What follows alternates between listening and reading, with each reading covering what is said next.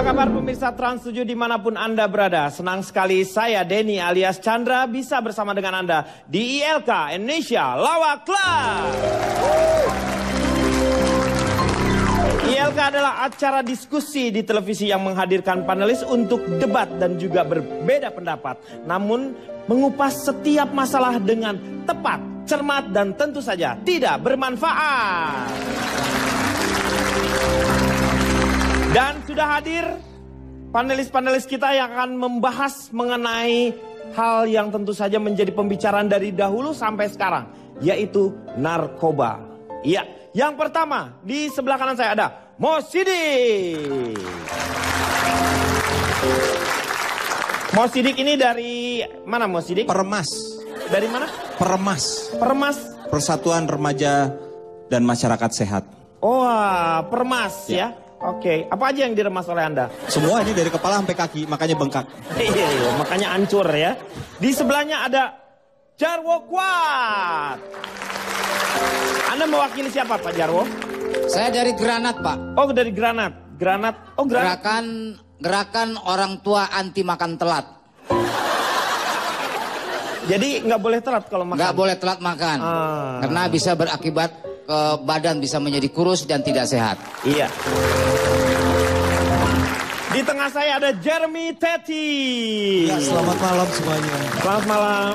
Ini dari mana Jeremy Teti? Ini mewakili apa? Saya mewakili Jeremy Teti, leader Teti Licious. Oh Teti Licious ini itu? Yaitu apa ini ya? Ya. Leaders Teti Licious ini. Ya itu artis-artis yang menggemari saya dan saya adalah tokohnya. Oh tokohnya. Tapi saya akan memberikan contoh yang baik, bukan yang tidak baik. Iya, oke. Sebelah kiri saya ada komentator. Iya, komentator. Ada perlu apa? Sudah siap Anda menjadi komentator masalah narkoba? Oh ya, saya kebetulan memang mantan bandar Pak. Dulu bandar. Saya bandar 10 tahun depan kantor polisi tapi nggak pernah ditangkap Pak. Loh kok Anda bisa sehebat itu? Bandar cabe Pak. Hah? Di belakangnya ada Marcella Lumowa. Selamat malam. Malam. Marcella Lumowa ini dari? Saya dari juru bibir, juru bicara ibu-ibu dan istri-istri. Oh, juru saya bibir. juga nggak mau sombong Kang Denny, saya juga merupakan artis film. Ya, betul. Ya, film terbaru saya bentar lagi akan keluar di bioskop, itu bergenre horor Kang Denny. Ya. Judulnya Hantu Bekasi Datang Bulan Kehabisan Pembalut. Terima kasih. Dan di depan saya, Anda pasti sudah mengenalnya. Ini dua-duanya susah membedakan. Ini ayam kalkun apa ayam beneran? Ya, yaitu Gogon. Mas, bukan. Gogon dengan Pak Maman ini berdua sekarang ini lagi dirinya menjadi bolot dan mali. Ini kagak denger gimana sih? Mas Gogon. Diperkenalkan. Iya. Perkenalkan. Iya. Mas Gogon ini dari Gogon ya di sini ya? Tes. Yes. Selamat malam. Malam Mas. Saya perkenalkan, saya Gugun dari anti narkoba. Anti narkoba. Anti narik kolornya babu-babu. Gerakan ogah gunakan obat dan narkotika. Gogon. Iya. Dan di sebelah kanan saya yang terakhir ada Cak Lontong. Ya, salam lemper. Cak Lontong ini dari? Saya dari Dewan. Oh dari Dewan, anggota Dewan Anda ini ya? Dari salah satu fraksi. Fraksi? Yang belum dibentuk. Oh iya. Tapi Anda sudah beraninya hadir di sini ya? Berani saya. Iya karena. Cuma hadir ke gedung Dewan saya nggak berani. Iya kalau di sini hadir berani ya? Berani. Oke, terima kasih Cak Lontong. Sekarang kita akan sama-sama melihat topik bahasan kita hari ini.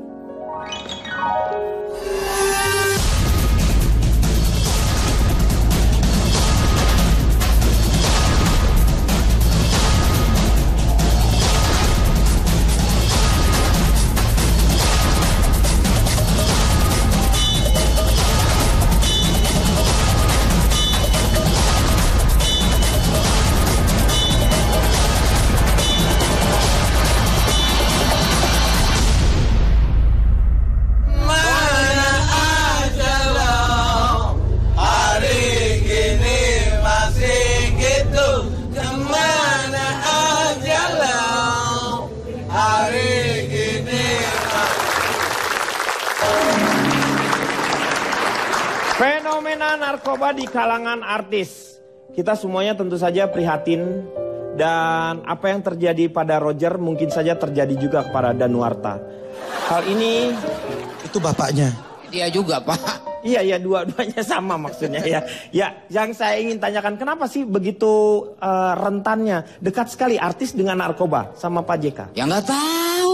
Ya, misalnya... Emang saya ini orang tuanya si Roger apa? Oh bukan, artisnya aja, artisnya. Ya, artisnya. Ya. Ya. Oh, masalah artisnya. Iya, masalah artisnya. Ya, memang kalau masalah narkoba itu siapa aja bisa make, Pak. Iya. Nggak hanya artis. Iya. Nggak hanya pejabat, politisi, ataupun tukang becak, tukang supir baju juga bisa pakai narkoba. Betul. Nah, kebetulan artis itu kan public figure. Iya, jadi sorotan. Nggak jadi sorotan, siapa yang jadi sorotan, Pak? Siapa sih? Aduh, kenapa gua ngomong lagi ya? Udah silakan, Pak. Ya. Silakan, iya. Terus, nah, kenapa itu karena artis itu disebut kehidupan yang glamor. Glamor.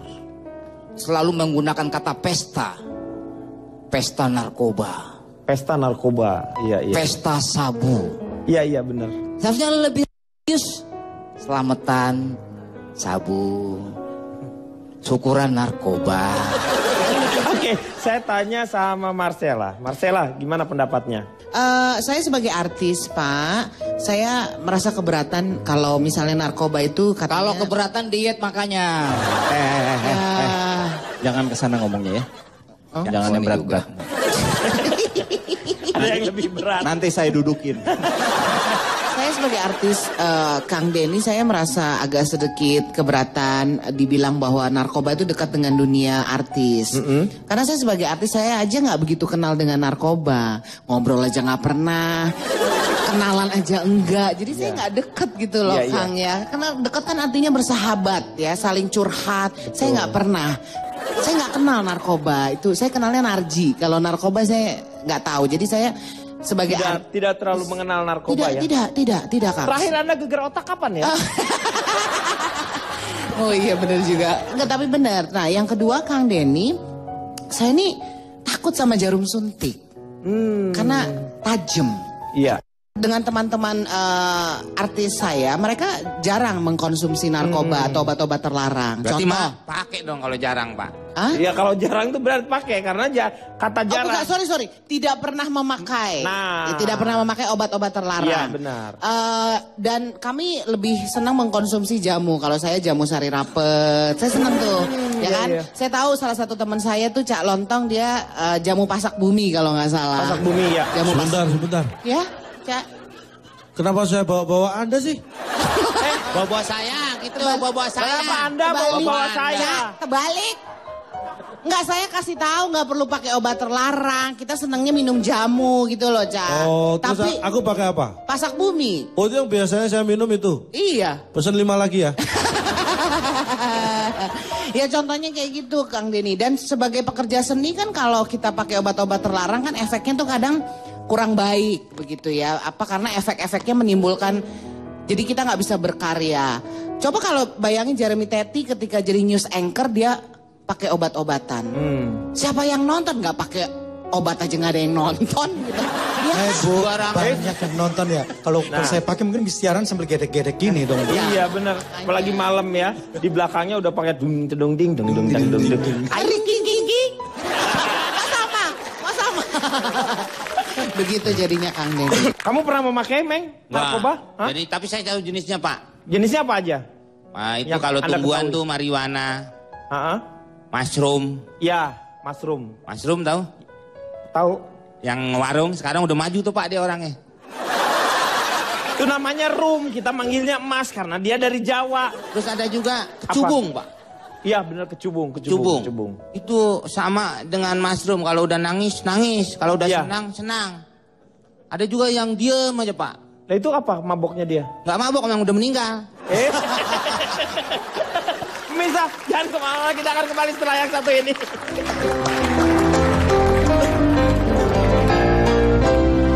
Anda bayangkan Punya 10 duit tahun. Hah? 50 ribuan. Buat beli apa? Beli bensin saya bakar.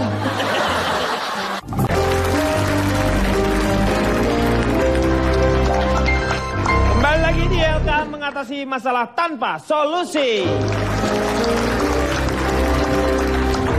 Ini saya tanyanya sekarang sama Jeremy Teti sebagai bekas anchor, news anchor ya di sini. Saya tadi Bukan belum bekas, selesai, Pak. Bukan Jangan bekas. bilang bekas, baju kali bekas. Mantan. Mantan, ex ya. Kalau bekas itu beda dengan ex ya.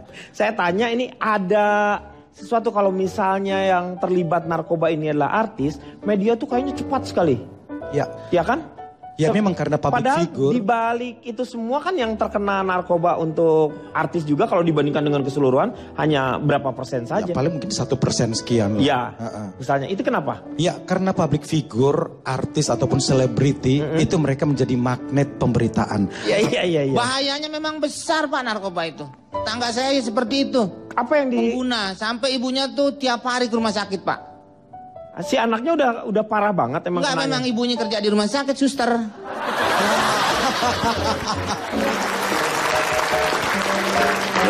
Dia ceritain ya kayak gitu. Yang dirasain Meng, lu pernah ngerasain ada teman atau siapalah yang misalnya. Karena narkoba itu kan bisa menghancurkan bukan dari segi ekonomi. Ya betul misalnya Pak, kan. semuanya. Bisa jual apa, jual itu Yang hanya untuk kaya jadi miskin, yang miskin cepat mati Pak. jadi nggak ada untungnya kan? Enggak, saya mau ngomong begitu aja. Ya memang tidak ada untungnya Pak. Iya. Orang dia nggak dagang, kecuali bandar ada untungnya. Iya. Apa juga iya. pertanyaannya salah Pak. Iya. Pertanyaan saya harusnya gimana? Ya nggak usah nanya, kita ngobrolnya ngopi. Oh iya. Saya tanya sama calon tong, tadi Anda sepertinya ingin mengungkapkan sesuatu. Kapan? Kapan? Gak, Lu tadi saya kali interupsi yang Bapak komeng tadi. Kenapa Bapak komen tadi? Bicaranya, Emang kenapa apa urusannya? Gue mau ngomongin kereta api. Mau ngomongin ya itu apa sih, ini, itu sih terserah gue. Tapi kan Terlalu. Ini gue di sini. Nah kan? Nah, kan Segala gimana lu? Kayak saya ngomong aja diurusin. Bukan diurusin, lu ngomongin gue, kue rangi. Itu dong sama temen saling memuji. Bukan. Lu gak dipuji. Bukan itu kuenya enak. Enak. Berarti kan dipuji. enak. Lu muka lu mirip kue rangi. Gulanya. Sekarang kalau saya nggak keberatan, emang kenapa dia nggak kesel? Hah? Lu yang kesel. Karena gue katain lu kayak kue rangi. Lu kesel. Kan saya nggak keberatan. Iya. Terus kenapa saya kesel? Kan nggak keberatan. Kalau lu keberatan jangan main ayunan. Kesian yang lain nggak nanjak. Tuh kan larinya kemana-mana. Kita Lu. fokus. Pulang nih Pak. Nggak, maksud saya gini. Narkoba ini jangan dianggap masalah sepele loh. Iya. Betul. Kenapa? Dia bukan orang sini lu omongin. Karena lu aja ngaco. Apa? Tadi sepele dia kan orang Brazil Pak. Apa tadi? Jadi kejahatan narkoba itu termasuk kejahatan besar. Iya. Termasuk korupsi juga. Anda bayangkan Punya 10 duit tahun. Hah? 50 ribuan. Buat beli apa? Beli bensin saya bakar. Pakai solar aja. Nah pakai ini solar. kan. Iya. Orang kita belum selesai bicara malah mau bakar-bakar api unggun lah segala. Bakar lu. Menurut data ini karena begini. Sekarang aja hampir 4 juta. 4 juta Yang terkena narkoba di Indonesia ini 4 juta korban. Hampir sama dengan penduduk Singapura. Bayangkan, negara satu Singapura kena narkoba semua. Iya. Bayangkan coba. Nggak usah lah. Kan itu negara Singapura, ngapain kita? Iya, Kalau saya. negara kita kan. Ngapain? Oh, iya. Iya. Gak usah, jangan bayangkan. Iya. Ya, Iya, artinya apa? Ini bukan masalah yang kecil. Iya. Apalagi kalau sampai remaja-remaja kita seusia anak-anak kita itu yang harus kita protek. Makanya orang tua ini perannya luar biasa di sini. Dan bicara masalah narkoba, banyak hal yang harus kita bicarakan. Kita harus belajar juga dari Mas Gogon, Iya. dari Jarwo. Loh kenapa? Saya nggak pernah pakai narkoba loh. Belajar Anda tuh jangan maksud sembarangan Anda itu ya. Lu orang belajar kok nggak boleh belajar tuh? maksudnya belajar. Belajar apaan? Ya belajar apa aja. Anda bisa ngajar nggak? Iya bisa sih. Ya iya bisa, nggak bisa ngajar nanti belajar. Tapi gitu. jangan dikaitkan dengan Mas Gogon atau saya dong. Sebentar. Ini satu ada yang sangkut gila apa pautnya semua dengan jadi- nama saya kan? Iya. Kenapa mesti harus nyebut nama saya sama Jarwo? Nah, Terus sekarang Jarwo kan Maaf Pak, interupsi Pak. Tadi kayak suaranya musuhnya Mantili Pak. Belajar aja, tidak ada belajar aja. Bang, Itu Gogon. Gogon. itu Siapa, Mas Pak? Gogon yang ngomong Suara itu. saya. Oh, suaranya. Iya. Maaf. Suara begini ini udah bebas narkoba berarti. Oh, kalau suaranya Iya. begitu. Menurut saya Justru, masih Pak. make itu sekarang. Nggak makin malas serat. Itu masih ada di bawah hidung. Kumis. Mas Gogon, Ya. apa bedanya? Waktu pakai sama sebelumnya? Yang jelas kalau Nanti aja ceritanya kepanjangan ya. Nanti aja setelah yang satu ini.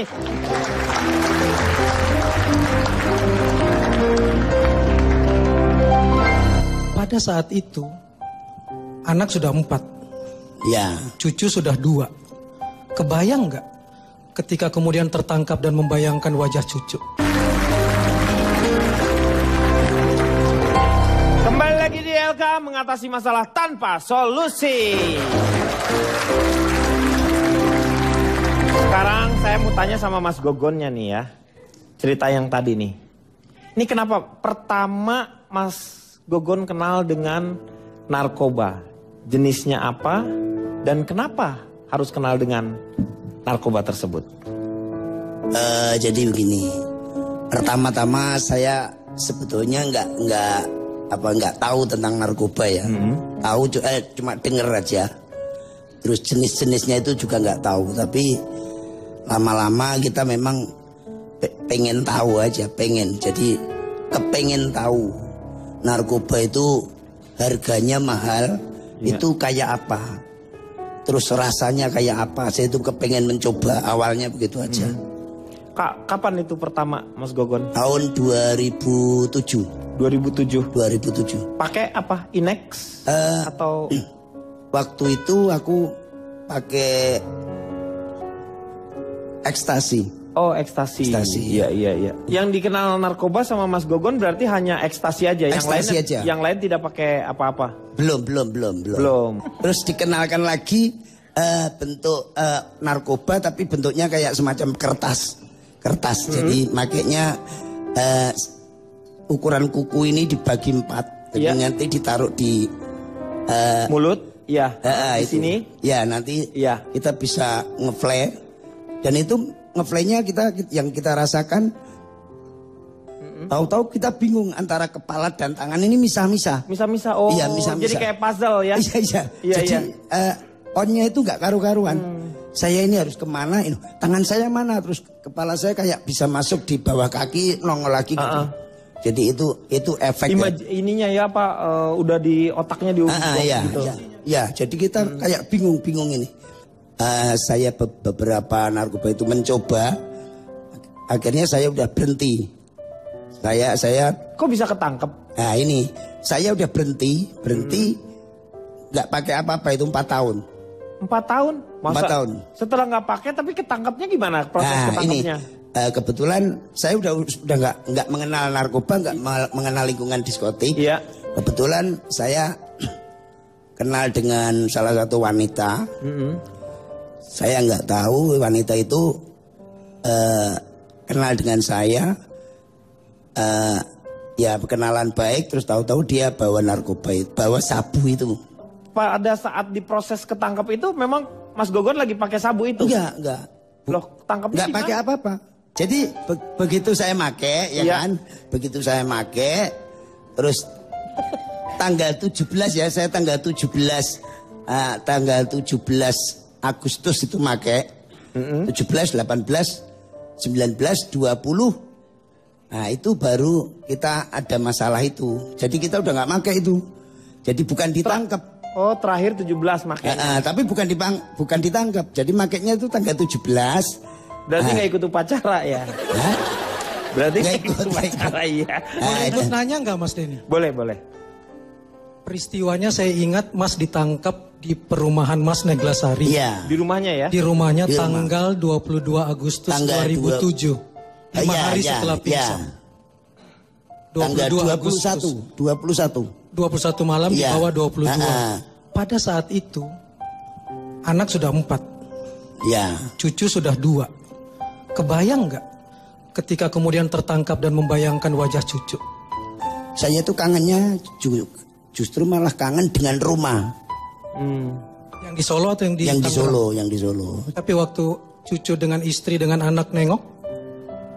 Kebetulan cucu saya, anak saya tidak boleh nengok saya. Karena?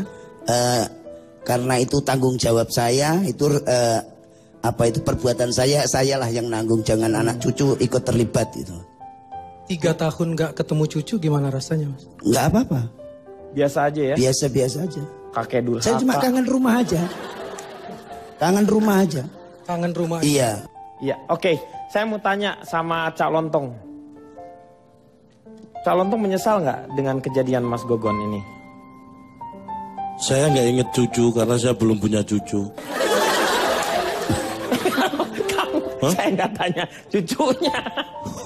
Tadi saya nirukan Mas Gogon. Saya tanya. Nggak pernah inget cucu tadi loh. Jadi saya terbawa dengan cerita Mas Gogon.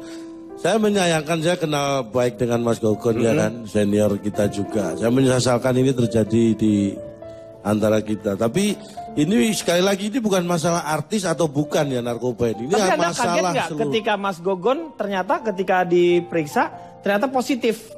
Kaget nggak seorang laki-laki positif? Saya terus terang Laki-laki kaget. positif itu aneh menurut saya. Saya kaget, terus terang kaget dan saya malah takut kalau saya dituduh yang berbuat malah gitu kan awalnya.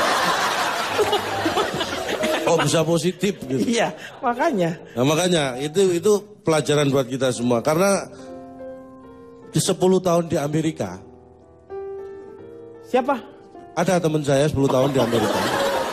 Ya saya tanya, kamu aja cerita tentang Anda aja. Anda Ini tidak ya, usah kalau kita- menceritakan teman Anda atau siapa. Sesuatu itu kalau baik jangan dilihat asalnya dari mana. Iya, iya, Kalau iya. memang kita bisa menyampaikan walaupun dari teman saya yang 10 tahun di Amerika nggak apa-apa saya sampaikan. Iya, iya, itu. Jangan tunggu saya ke Amerika dulu. Saya percaya kalau hikmah tuh selalu dari siapapun juga kita akan harus terima gitu. Jangan Ya kan? sok tahu juga gitulah. Iya, iya, iya. Silakan ceritakan. Jadi 10 tahun teman saya di Amerika itu dia akan studi di New York. Iya, di mana di New Yorknya? Nggak tahu, saya nggak tanya. Jadi korban di Amerika itu Anda tahu, dalam sehari, Iya. sekarang dalam sehari korban narkotika di Indonesia saja ada 50 orang meninggal per hari karena narkoba. Anda tahu itu. Jadi kalau setahun 15.000 dan dari 15.000 meninggal per tahun akibat narkoba ini tidak ada satupun yang hidup lagi. Ini harus kita waspadai. Iya, iya, iya. Mulai nih Pak. Apa sih, Bang? Lu nggak boleh emosi. Ini data Ini dia serius, Bang. Lagi fakta, dia lagi mengungkapkan 50 data. orang per hari meninggal akibat narkoba di Indonesia. Tuh Pak. Nih, Dalam ini. setahun Iya. totalnya perkiraan sekitar 15.000 orang meninggal per tahun akibat narkoba. Dan dari semua yang meninggal itu tidak ada satupun catatan yang menyatakan mereka bisa hidup lagi. Tuh. Ini bahaya. Itu masalahnya. Orang udah meninggal hidup lagi. Firaun. Karena saya ini ragu-ragu mengungkapkan kebenaran itu karena gini loh. Kenapa? Bukan mengungkapkan kebenaran, lu ngomong salah. Orang udah meninggal masa hidup lagi. Ya kan saya bilang nggak ada yang hidup lagi. Yang salahnya di Ya mana? nggak usah diomongin. Udah meninggal kalau memang keluarganya didoain. Iya. Begitu jangan ngomongin. Mumi aja nih Pak nih udah Iya, mati. Iya. Walaupun dia dibalsem. Iya. Sempet waktu itu Mumi sampai dibalsem, sempet Kenapa? ada yang gerak-gerak Pak. Kenapa? Karena balsemnya yang warna merah yang agak panas. Kalau ini lebih, kamu lebih. Lebay. Tukang Lebay. ngawinin. Lebay. Lebih tukang ngawinin orang. Nggak Lebay, gitu. lebay. Masa Mumi dibasmi kepanasan nggak gitu juga, keles. Begini Pak Denny ya. Iya. Mungkin kita lebih fokus karena banyak kasus narkoba di Indonesia ini penyelundupan keluar pemakaian juga itu kasus. Tadi Mas Maman sempat menyebut Corby. Ini warga negara Australia yang dari 20 tahun Iya, 20 tahun 20 hukumannya dipotong 11 tahun dipotong jadi 11 9 tahun total semua remisi. Ini sesuatu yang menurut saya perlu dipertanyakan ya. Bukan dari Saudi Pak. Siapa? Corby. Hah? Korma yang dari Korma, Saudi Pak. itu. Itu lain lagi Pak. Corby ini harus kita perhatikan ya. Ini kasus narkoba dia termasuk ratu. Ratu apa? Ratu lebah. Marijuana Pak. Marijuana. Ratu. Udah saya nggak usah dibantuin. Nggak bukan soal dibantu, gue juga baca koran. Emang lu koran buat bungkus martabak? Kenapa dengan Corby? Jadi gini, ketika kita sama-sama memerangi narkoba, tapi seorang ratu marijuana yang dihukum sekian 20 tahun bisa baru 4 tahun ya. 5 tahun bisa bebas, ini kan sesuatu yang berlawanan. Anda tahu nggak undang-undang tentang narkoba di Australia? Iya. Dibandingkan dengan Indonesia? Iya. Apa? Iya Nah, perbedaannya. saya belum baca, belum tahu. Nih. Ya saya juga nggak tahu. Kirain Anda mau ngasih tahu. Enggak, saya makanya tanya, Anda tahu nggak? Nggak tahu saya. Jawab aja enggak. Mulai Udah, lagi nih Pak nih. Saya tanya sama Mas Sidik. Corby itu bebasnya bersyarat. Nah, syaratnya apa? Ya harus punya kartu keluarga, KTP, foto. Ini mulai Lu nggak syarat-syarat. ngaco nih, mulai ngaco nih. Lu yang ngajak.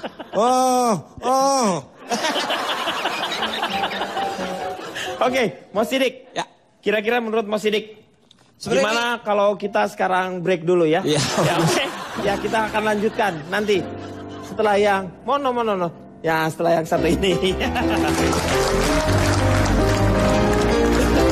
Pantesan lu nggak keluar-keluar. Beli. Enggak, saya mau pamitnya udah nggak kuat Pak. Saya, Pak. Sini Pak. Jangan. Apa?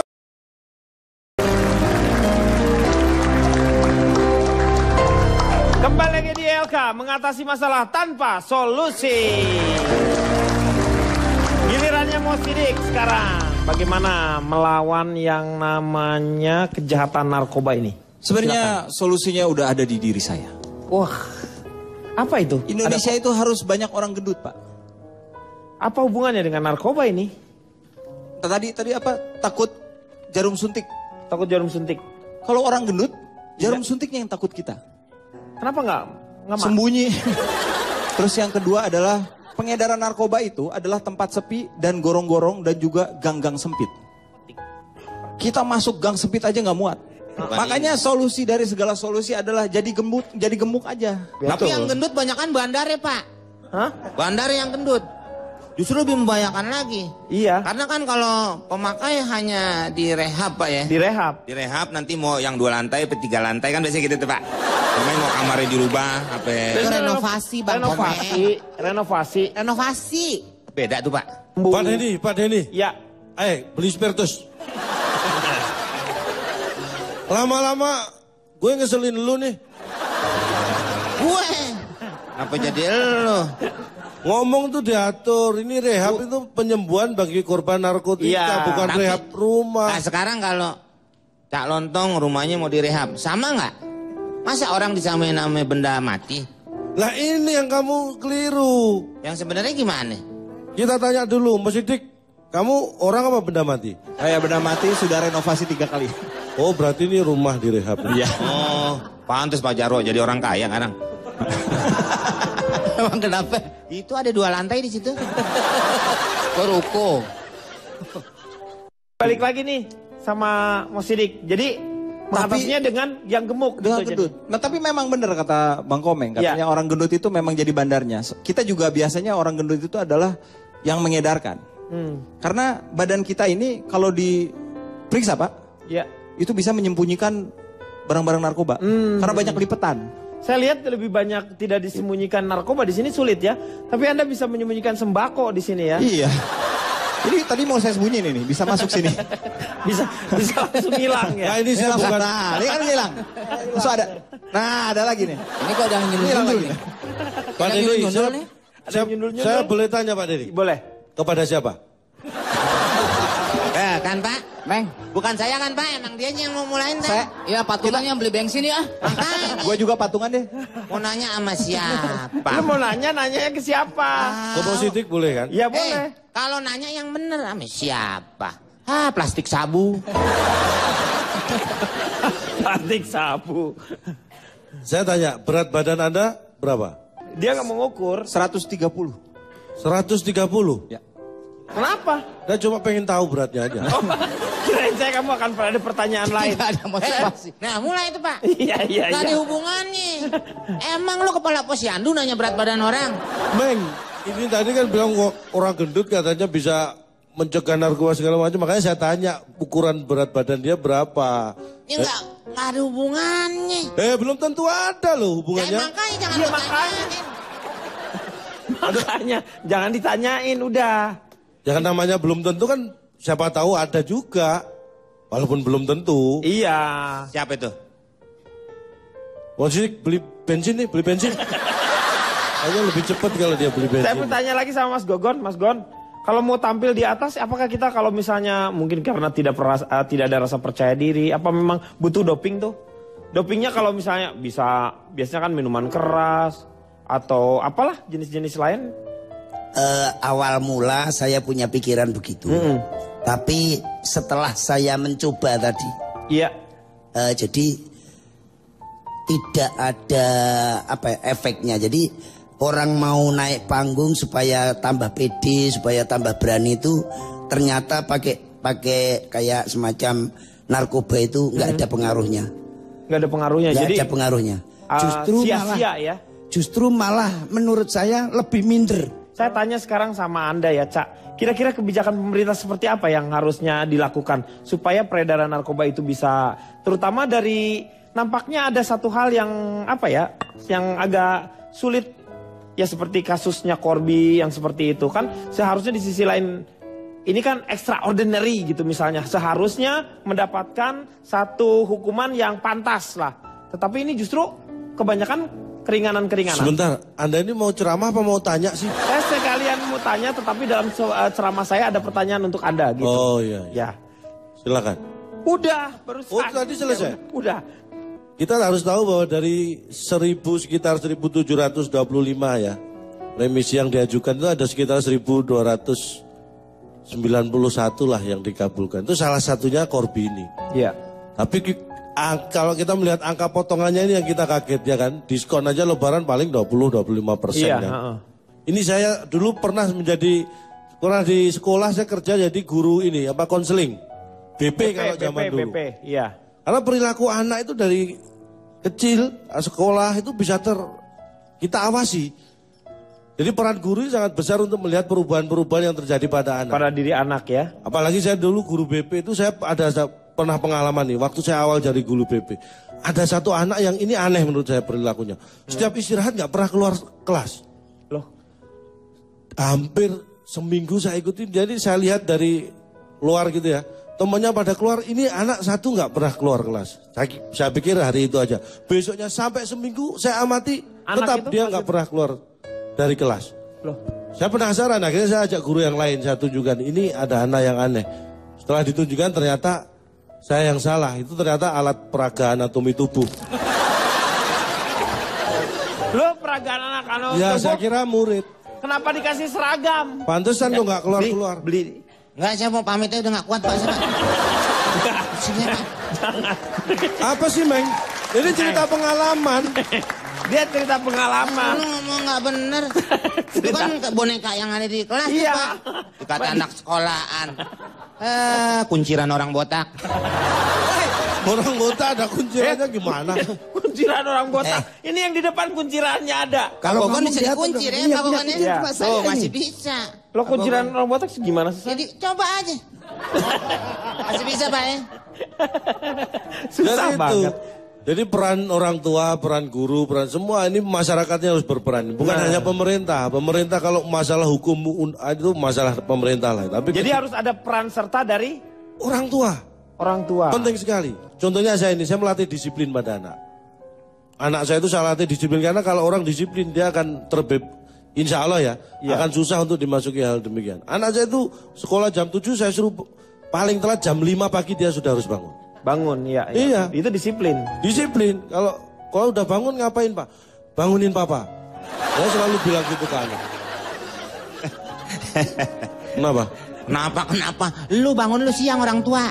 Loh, masa duluan anak? Loh, biar anak disiplin. Kita juga ngirit kan nggak perlu beli jam beker. Iya. Kalau kita bangunnya telat tinggal marahin anak, berarti tidak melaksanakan tugas dengan baik. Iya, benar. Standar evaluasinya jelas. Bukan begitu, justru orang tua yang tidak ada perhatian dengan anak. Bapak kalau mau bangun pagi, jangan nyuruh ke anak. Iya. Tidur aja depan toko besi, pasti lu bangun pagi.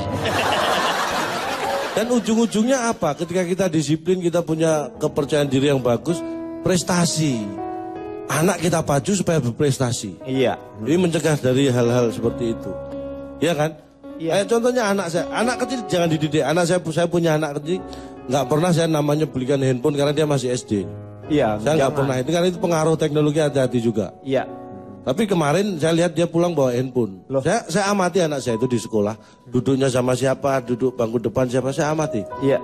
Depannya kan sebelahnya si Rina, depan Benny. Dia pulang-pulang tahu-tahu bawa handphone. Saya tanya, saya nggak pernah membelikan. Saya tanya, ini handphone punya siapa? Ternyata dia ambil punya si Benny. Saya marahin, kenapa kamu ambil handphonenya si Benny? Karena punya si Rina jelek katanya. Ini emang gak narkoba tapi anaknya jadi copet.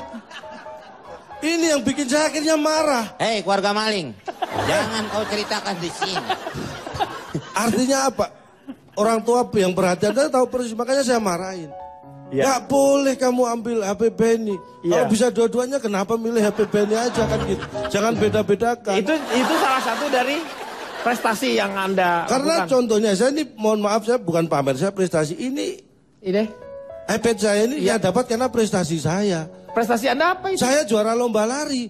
Anda harus tahu saingannya ini orang satu kampung pemilik iPad ini sama polisi saingannya. Jadi lu nyolong itu. Loh, untung saya menang. Kalau coba enggak saya udah dibakar masa.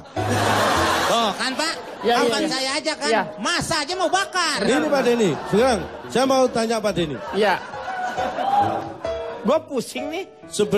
Artinya yang saya jelaskan tadi step-step yang bagus untuk mencegah narkoba supaya tidak mempengaruhi anak kita. Iya. Kalau menurut, ini saya ingin bertanya pada Anda nih, sebagai orang tua juga, Anda pasti punya anak.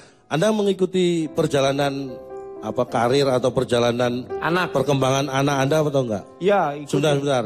Jangan dijawab dulu, kita kembali setelah yang satu ini. Tetap di LK.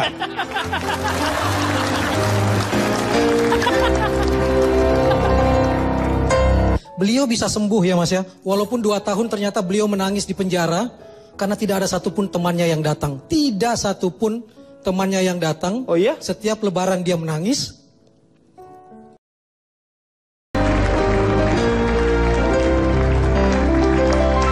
Kembali lagi di LK mengatasi masalah tanpa solusi. Saya mau tanya sama Marcella, kira-kira menghindari hal-hal tersebut supaya kita tidak tergoda. Sementara kita kan kalau misalnya mau tegas sama temen misalnya kan suka kurang gak enak gitu atau gimana lah ya. Cara-caranya seperti apa yang supaya mereka juga tidak tersinggung tetapi mengatakan bahwa kita berbeda gitu. Kalau saya intinya saya lihat lingkungannya ya Kang, lihat teman-temannya gitu. Kalau teman kan harusnya kasih motivasi yang terbaik gitu loh. Dan saya tuh coba untuk mengingatkan diri saya sendiri gitu. Saya takut sama narkoba. Saya minum kunyit asam aja mabok, narkoba lagi. Dari tadi tuh saya tanya ya sama Komeng itu satu ya. Komeng dengan apa narkoba yang ini? Semua yang dia sebut itu sebenarnya narkoba kampung itu. Yang iya itu Pak. Ya iya lo kecubung. Coba, kecubung. Maboknya tuh enggak mabok pusing gitu, pusing yang aduh. Justru daripada yang mahal-mahal kan maboknya sama Pak. Sekarang Bapak daripada buang-buang uang mendingan cari yang seperti itu. Ya, apalagi kayak kemarin tuh Pak yang kata di puncak rame. Ya. Katinon. Itu kan dari yang bahan murah juga. Iya sebenarnya. Iya. Itu dari Afrika diimpor. Iya. Dan orang-orang yang bekas imigran-imigran itu ternyata bawa-bawa gituan Pak. Ditanam lah. Sampai yang tadi supir angkot dia nggak mau lagi dijual gituan. Iya, sebenarnya katinon di sana sendiri juga jadi kayak apa? Buat sirih ya. Iya. Jadi kayak sirih sebenarnya. Paling ngapain mahal-mahal kalau sama. Makanya kalau ada dijedotin yang enak, mendingan itu daripada beli pakai. Pak benjol dong kamu tuh gimana Belum sih? tentu Pak. Kalau yang efeknya ketawa sendiri tuh apa sih Kang? Yang ketawa sendiri? Itu lu. Mushroom. Kecubung. Terus tadi jenisnya satu lagi mushroom. Mushroom itu juga sebenarnya efeknya adalah keracunan sebenarnya kan. Jadi yang dari kotoran kerbau, jamurnya nanti dicampur dengan apa? Bisa telur digoreng apa aja bebas. Dia digoreng, nah itu efeknya memang halusinasinya kita loh yang luar biasa. Jadi nggak halus sih Pak, itu masih kasar soalnya kan barang telur halusinasi. Halus nih lu sini halus. Halusinasi. Nih karena halusnya bubur. Nah bukan nasinya yang halus, lusinya yang halus. Halusinasi. Pak Denny? Ya. Gak pengen beli spiritus? Hah? Pengen beli spiritus gak? Saya berubah pikiran nampaknya. Kan? Saya mau beli granat kayaknya nih. Kalau yang senjata rakitan Cipacing Pak, Sukabumi. Tahu, bukan Cipacing, bukan Sukabumi, Meng. Dipindahin. Dipindahin, nggak pindah dia. Sebelum Nagrek itu namanya Cipacing. Nagrek. Iya sebelumnya. Nagrek mau ke sono dong, Garut. Iya. Bapak mau turun di mana sih sebenarnya? Ya.